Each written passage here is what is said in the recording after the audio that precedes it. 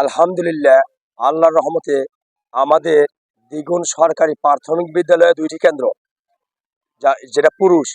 এবং RMS international মহিলা কেন্দ্র। এই 3টা কেন্দ্রে আমরা গতকালকে সম্মানিত সমস্ত মহল্লার মুরব্বীদের নিয়ে আমরা ঐক্যবদ্ধভাবে ছাত্রদল, যুবদল, স্বেচ্ছাসেবক দল, জাসাস, মৎস্যজীবী দল, শ্রমিক দল এবং বিএনপির সকল স্তরের নেতৃবৃন্দকে নিয়ে আমরা একটু ঐক্য গড়ে তুলেছি। এবং আমরা এই ঐক্য থেকে আমরা আশাবাদ, আমাদের এই কেন্দ্র থেকে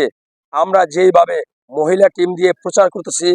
বিএনপি নেতৃবৃন্দ প্রচার করতেছে, সকাল দুপুর বিকাল এবং প্রত্যেক দিন বাদ মাগরিব আমাদের এই মিছিল হয়। তারপর এশার নামাজে পরে আমরা ঘরোয়াভাবে বৈঠক, এই বৈঠকের প্রতিবেদে আমরা এখন আশাবাদী, আল্লাহ যদি বাঁচা রাখে, আল্লাহর রহমতে সাধারণ জনগণের ভোটে এবং সমস্ত মুরব্বীকে নিয়ে ঐক্যবদ্ধ হয়ে জননেতা জনাব আমিনুল হক ভাইকে আমরা বিপুল ভোটে এই আলুদি থেকে জয়ের মালা প্রথম দেব ইনশাআল্লাহ। বিষয়টা হলো, আপনারা ভালো করে জানেন,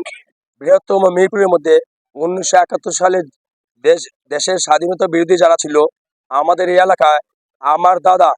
শহীদ মফিজুদ্দিন মাতবর, আমার বাবার ইমিডিয়েটলি বড় ভাই শহীদ নবাব মাতবর সহ আমাদের এখানে অনেক চাচা, অনেকের ছেলে, অনেকের ভাই, অনেকেই শহীদ হয়েছে এবং অনেক মা বোনদের ইজ্জত লুণ্ঠন হয়েছে। সুতরাং কোনোভাবেই যারা জান্নাতে টিকিট বিক্রয়কারী, আমরা সামাজিকভাবে তাদেরকে বয়কট করি এবং তাদেরকে আমি প্রত্যাখ্যান করি এবং তারা সাধারণ জনগণের ভোটে পরাজিত হয়ে বিড়ালের মতো ল্যাজ গুটিয়ে এই দেশ থেকে পালন করবে, এটাই আমাদের প্রত্যাশা ইনশাআল্লাহ।